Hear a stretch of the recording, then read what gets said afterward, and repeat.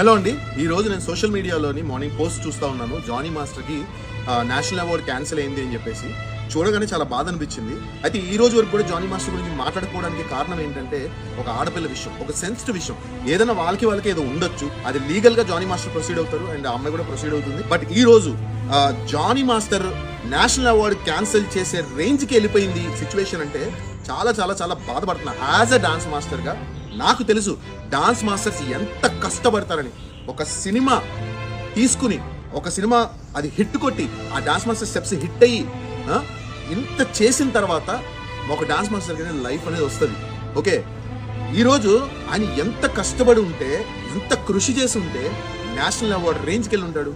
కరెక్ట్గా నోటి దగ్గర దాన్ని కాలుతో తన్నేశారు. సో ఇది అసలు కరెక్ట్ కాదు, చాలా తప్పు. ఎవరైతే అమ్మాయి ఉంది కూడా ఆ అమ్మాయికి చాలా సార్లు మేము కూడా పిలిచాము వర్క్ వైజ్ గా. నా దగ్గర కూడా వర్క్ చేసి ఉంటాను అండ్ తర్వాత కూడా చాలా ఈవెంట్స్ కి మేము పిలిచాము.